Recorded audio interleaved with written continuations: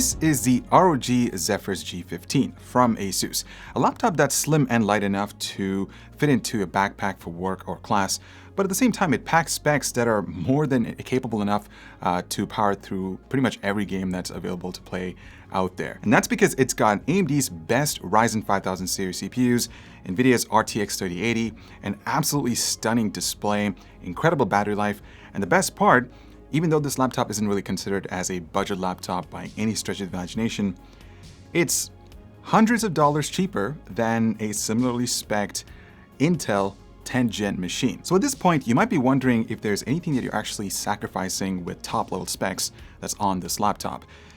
Well, that's what this review is all about, so let's get right into it. But first, a quick message from our sponsor. Add some fun to your space with Extrify, designed in Sweden with focus on quality products built on experience. You're looking at Project 4, their fourth generation of products with super cool colorways to stand out, with matching sets to satisfy with a solid B4 bungee, lightweight ergonomic M4 mouse, the K4 keyboard is fantastic, all of which are performance focused, and finish it off with colorful GP4 mouse mats that are bold in design and smooth on the surface. The retro theme in particular has got the feels. Complete your setup with Extrify. No regrets, guaranteed. Alright, so I'm going to kick things off with the hardware packed inside the G15 because, as I mentioned earlier, it's really impressive. The base config gets AMD's Ryzen 9 5900HS, 16GB of RAM operating at 3200 MHz, a 512GB NVMe SSD, an RTX 3060 rated at 80 watts, and a 15.6-inch Quad HD display. And the price? $1,500, which is a little bit more than the Tough-15 that I reviewed a few weeks ago. Now, before I get into the other configurations, I do want to quickly pause right here and talk about the CPU and memory. You see, the Ryzen 9 5900HS is an 8-core, 16-thread monster. But since this has been classified under AMD's HS spec, it's rated for lower power and clock speeds than the 5900HX. That's one of the sacrifices that ASUS had to take in order to fit that much power into a slim chassis. The memory is a bit of a weird thing as well. While the base model comes with 16GB, there are going to be versions with 24GB as well. So that means either 8GB or 16GB are going to be soldered onto the PCB, and then that's complemented by another 8GB or a 16GB module. So there can be dual channel configs of either 16GB, 24GB or 32GB. Moving further up in the lineup, we come to a model with the same 5900HS and 16GB of memory, but this one's got an RTX 3070 and a 1TB NVMe SSD for $1,800. Now keep in mind that all of the G15 models rocking NVIDIA's RTX 3080 8GB basically come with that GPU operating at 80 watts, and they start at $2,000. Now I happen to have the spec'd out version, so it features the same CPU just as the others, but it comes in this beautiful moonlight white finish, 32GB of memory, and it comes with Windows 10 Pro, and it costs $2,500. Now, you might be wondering why in the world would this thing cost more than the other G15s rocking the same GPU? Well, according to ASUS, the white paint job actually cost them a fortune, so that's where you're going to end up paying that premium. But if you really want to save a lot of money, I would honestly pick up the Eclipse Gray variant, which is personally what I would actually choose because I like gray. It's one of my favorite colors. Now I want to start things off with the display. The GA503 QS, QR, and QM that I talked about earlier come with this beautiful matte Quad HD 165Hz IPS panel that's rated at 3 milliseconds. Now, ASUS claims that it's certified by Pantone, which means you should expect really good color accuracy, and that's exactly what I found from my analysis. It covers 100% sRGB, 88% Adobe RGB, and 100% DCI-P3. Honestly, guys, this is one of the best displays that you can find on a gaming laptop, and it's one that can be also used for creating content, which is certainly a bonus. Now, I did wish if the screen got a little bit brighter because for my test, it only got as far as 350 nits. So outdoor visibility can be a bit challenging, but then, I'm spoiled by the XPS 17's crazy 500 nit level. But hey, that's a drawback that you'll have to live with if you want something with great color accuracy, and most importantly, if you want something that features a high refresh rate. Speaking of which, 165Hz is awesome. I had a great time gaming on the G15, And it's actually weird because I've never said something like that for an AMD-based laptop in 2020. So it's really refreshing to see that in 2021. Now, this might be a huge deal for a lot of folks. Actually, buried deep inside ASUS spec sheets is a whole different panel. It looks like some regions might end up getting a 1080p display that only covers 100% sRGB and only goes as far as 250 nits. So keep a very close eye if you're actually buying one of those samples, just in case, because that isn't necessarily the greatest option. Looking at the design of the G15, the first thing that comes to my mind is that it looks like a supersized G14 from last year. The entire chassis is a combination of magnesium alloy and aluminum, and they did this to maintain a lightweight profile. It only weighs 4.2 pounds, or roughly 2 kilos, and the thickness is close to 20 millimeters, which is really impressive considering the specs that are under the hood. You can still open the lid with one hand, and the keyboard tilts at an angle to optimize typing, and it should also complement airflow, which is nice. Port selection is pretty respectable on the G15. Starting on the left-hand side, you have power in, HDMI 2.0, RJ45, USB 3.2 Gen 2 Type A, a couple of Type-C USB 3.2 Gen 2 ports, which also function as DisplayPort and also support power delivery or PD charging up to 65 watts, and there is an audio jack. Now switching over to the right-hand side, there's a Kensington lock, another USB Type-A port, and a micro SD card reader. Although I would have preferred a full-size SD card reader, especially since this is a great option for content creators, and I feel like those people would love having that feature. The hinge is not necessarily the strongest. It does tend to get a little bit wobbly. I've also experienced creaking with my sample when I'm manipulating the laptop.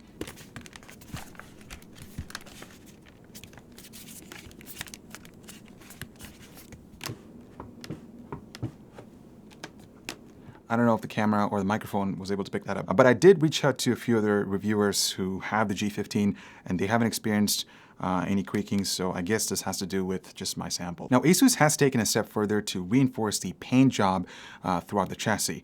I have the Eclipse White model, and there are 4 layers of paint done on it to create a smooth finish that also resists fingerprints, which is a nice touch. Moving on to the interior space, you're getting a similar layout like the rest of the ROG laptops. There are 4 dedicated keys at the top for instant access to ROG Armoury Crate, mic mute, and volume adjust. The power button also acts as a fingerprint reader, and it works pretty well. The keys themselves provide enough travel, and they feel identical to the Tough F15 that I reviewed last month. This will get the job done for both typing and gaming. Keep in mind that you're not getting RGB lighting with this laptop, but instead it's white. Now, personally, I don't think this is a great choice because when you have white lighting with white keycaps, it's almost impossible to see things in a medium lit room setting. So personally, you're much better off disabling it because the light that's coming off of the display does a pretty good job bouncing off so that you can actually see those keys. The trackpad is amazing. ASUS has actually expanded the surface by 20%, and it features glass surface, which makes navigating super smooth. The integrated left and right buttons are also nice and tactile. I don't have anything to complain here because it's right on par with the Blade series from Razer, so that's definitely an awesome thing to have, and I'm actually hoping that other gaming notebooks feature the same sort of trackpad style. Now, unfortunately, the G15 does not come with a webcam, and I think this is a trend that we're going to start to see with other ROG laptops. We saw it with the Tough F15, so personally, it is disappointing, especially when you think that this thing costs $2,500.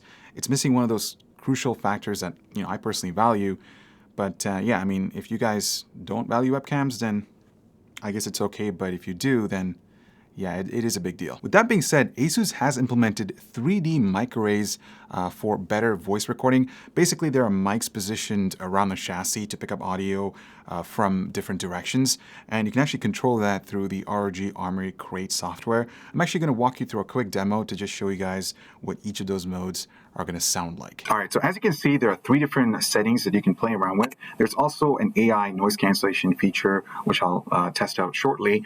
This is what you're listening to in cardioid mode. It essentially enables a single mic, so it's directional. So let's go ahead and listen to the stereo mode. Okay, so this is what the stereo mode sounds like. It enables a few more microphones, but it actually brings in a lot of the background noise, and I think compression is just a little bit more enhanced as well. I'm not really a fan of this particular mode, but now let's switch over to the omnidirectional setting. Okay, so this is the omnidirectional setting. Essentially, it's enabled all of the microphones within the laptop and essentially it's picking up audio from different directions. So if you're on a conference call and if you have multiple people sitting around you, then I think this would be an ideal setting to get a clear broadcast quality. Honestly, it's not the greatest, but compared to other microphones, it's really nice to have these features handy. But now let's switch over to the AI noise cancellation feature. Okay, so what you're listening to right now is the AI noise cancellation feature enabled. And this is where it does its magic, where it eliminates all of the background noise. So right now what I'm going to do is type on a mechanical keyboard. It does a decent job, I would say, but I am going to actually open up a construction noise video from YouTube and see how it actually does. So right now I'm talking to you guys. You guys can see me talking, and yeah, let me know if it actually does a pretty good job. I did test this earlier and it didn't do that great. So this is the worst case scenario. I think this is probably something that I wouldn't necessarily use every single day, but it's I guess it's a nice little trick to have, I guess. But let me know what you guys think about the different audio modes baked into the G15. Is this something that you would consider taking advantage of yourself at some point? I'm curious to know. Moving on to these speakers, they actually sound really good. So there are a couple of tweeters at the front to emphasize the trebles or vocals, and then there are a couple of woofers at the bottom to enrich the bass response. And the sound quality is great. I mean, for a gaming laptop, this is miles better than other notebooks or laptops that feature bottom-facing setups, so it's definitely a noticeable upgrade. Upgradability is pretty straightforward on the G15. Now keep in mind, as I mentioned earlier, there is onboard memory soldered onto the PCB, so you only have access to one memory module, which is already populated on my sample. The primary NVMe SSD is right over here, and the drive speeds are really, really fast. And there's also an additional M.2 slot for storage expansion. The G15 comes with a 90 watt-hour battery, and it can be charged from 0 to 50% in about 30 minutes. All of those changes, along with the AMD HS spec CPU, leads up to some of the best battery life I've ever seen on a gaming laptop. I mean, over 13 hours is pretty insane, and it's only beaten by the TUF 15, which uses a much lower performance CPU and GPU combo. Under heavier load, the amount of power on time does decrease, but it's still pretty respectable and more than enough to get some work or gaming done while away from the plug.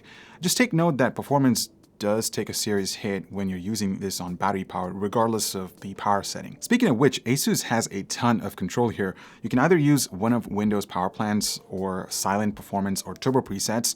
There's also an overclocking option through a couple of sliders, but at least on the RTX 3080 and Ryzen 9 5900HS, they didn't improve performance or clock speeds over the turbo mode, at least not on this sample. And that's because the G15 is already pushing both those chips to its maximum chassis limited power. So let's take a look at power over time. Turbo mode hits that 5900HS with enough power to keep it up all the way at 65 watts, which is a lot more than you'd expect from a CPU that's rated for a TDP of about 35 watts. As a matter of fact, in turbo mode, this thing behaves a lot like an HX series CPU and not the lower voltage model. Performance mode is also interesting too, since it also sticks above 65 watts for about 2 minutes before falling to about 45 watts. Finally, there's silent. Well, it's silent and it sticks to just 25 watts. This is exactly what I'd like to see with different modes, each with very different feel to their performance. Now that all leads to turbo mode frequencies being super high right across the full 10-minute test at almost 4 GHz, which is way above AMD's base clock of 3 GHz. And even performance mode gets some really good clocks that are lower after 2 minutes, but they're still pretty good. One thing I do want to mention about performance mode is that it acts a lot like a laptop with an Intel CPU. Super high speeds for shorter bursts, which then get sort of leveled out. This can artificially inflate synthetic test results, and it'll be interesting to see what happens with longer real-world benchmarks. Finally, you can see how all of this impacts temperatures, but none of this is worrying since you have to remember AMD chips are rated at 105 degrees before they thermal throttle. It's really obvious that performance mode sacrifices higher temperatures for its short-term clock speeds, while turbo mode stays right above 90 for the whole time. Silent is, well, super well behaved. Now taking a look at GPU power over time, this one's pretty interesting since we usually see power starting off high and then getting reduced as temperatures increase. That didn't happen in performance or turbo modes since power draw from the GPU actually increased from 75 watts to about 80 watts as time went on. This is Dynamic Boost 2.0 in action, guys.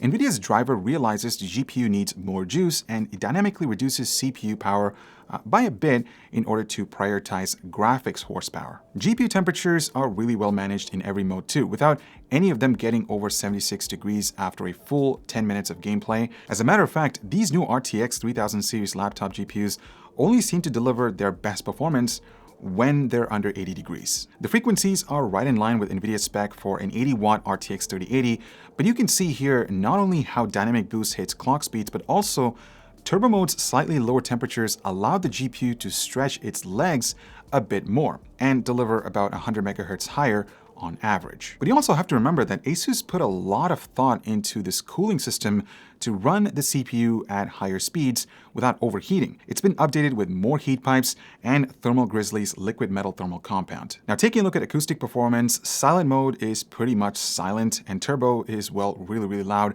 Performance mode is a really nice happy medium between the two. And that all leads to surface temperatures that are about what I've come to expect from a pretty thin and light gaming laptop. It's nice to see the top have the hottest areas pushed away from your primary typing position and no hot air blasting onto your mouse hand. I mean, you wouldn't want to put the G15 on your lap when gaming since it gets pretty toasty, but that's usually the sacrifice when it comes to gaming on a more compact laptop with this kind of specs. So with all of that out of the way, let's now move into how the G15 behaves in real-world applications. Now, I do want to emphasize this one more time. All the testing was done in performance mode like we do with every other laptop. Kicking things off with Cinebench, and damn, this is by far the fastest laptop I've ever tested by a long shot in both R15 and R20. Even that single core result is right at the top. But remember, Cinebench's short run time plays to its laptop strength in performance mode since it hits higher speeds for only about 2 minutes. In longer tests, long-term consistency wins out. And you can see that here in Blender. It's still a really good result, and it narrowly beats the fastest Ryzen 4000 series laptop I benchmarked. But the results are a lot tighter here than in Cinebench. The same goes for Handbrake too, since it's a longer benchmark. Those Zen 3's performance optimizations allow it to stay ahead just by a bit more. Autodesk Maya turns everything on its head, with the G15 getting only marginally better performance than the tough A15 and being beat by the RP15 from Electronics. WinRAR is interesting too, since Zen 3's amazing lightly threaded performance, along with the fast NVMe SSD that ASUS has implemented on the G15, this thing just flies. Considering how dominant Intel has been with their QuickSync acceleration in Adobe Premiere, it's good to see an AMD laptop start to compete pretty well. It's still got a long way to go, but the G15 improves in a big way versus the previous generation, mostly due to its faster GPU. You can see that in Resolve too, but not in such a dramatic way. What's interesting is we're seeing Intel and AMD both hit render times that are close to desktop level. Now, before I get into the gaming performance on the G15, I do want to mention, once again, the RTX 3080 that's inside this laptop is operating at just 80 watts. So that means it's at the lower end of NVIDIA's spec sheet, and it's pretty much going up against the RTX 2080 Super that's sucked between 90 and 95 watts. Even in its max-Q spec. Either way, this is the dream spec that a lot of people were waiting for, a high-end AMD CPU and the fastest NVIDIA GPU. And as you can see, performance is really impressive, guys, but it's also a bit inconsistent sometimes. In some cases like CSGO, frame rates seem limited by the laptop CPUs rather than the GPU. Even though the desktop RTX 3080 was able to run circles around the RTX 2080 Super, the same can't be said for the laptop market. I mean, sure, the RTX 3080 can perform similarly at a lower input power, but it turns out you can buy a gaming laptop from last year and hit similar results. Then again, you have to remember that the Legion machine in these benchmarks cost almost $1,000 more than the G15, so at least now you can get that much performance at a much lower price point. Now, since this is the first laptop we're testing with an integrated 1440p display, there's nothing to compare to just yet. So let's just say that at high resolution, the Zephyrus G15 can still deliver playable frame rates across the board at the highest detailed settings. Well, there you have it. And all I've got to say is that the ROG Zephyrus G15 is epic in almost every way. The combination of AMD's fastest Ryzen 5000 series CPU and NVIDIA's fastest RTX GPU is what everyone has been asking for last year, and it's finally here. It has amazing CPU performance, pretty insane battery life, a beautiful display, really good gaming frame rates, and it's compact and easy to carry around in a 15-inch package. Personally, I think spending an extra $500 to get an extra 16 gigabytes of RAM, Windows 10 Pro, and this fancy white paint job called Eclipse White is a bit crazy. I think that's why the Eclipse Gray model with the RTX 3080 is available for $2,000. And when you think about that price point, it actually competes with laptops from last year that cost over $3,000. So it's really amazing to see that in 2021. But is this the perfect laptop? It's almost there. If it only had a webcam, a display that got bright enough, close to let's say 450, 500 nits, and a full-size SD card reader, I would have switched to it right away, but I'm not, just because of those reasons. I guess that's a silly reason. So on that note, thank you so much for watching. Hope you guys enjoyed this one. Let me know what you guys think about the ROG Zephyrus G15. Are you impressed with its performance? Is it something that you've been looking forward to? I'm curious to know. And I'll talk to you guys in the next one. Spend responsibly.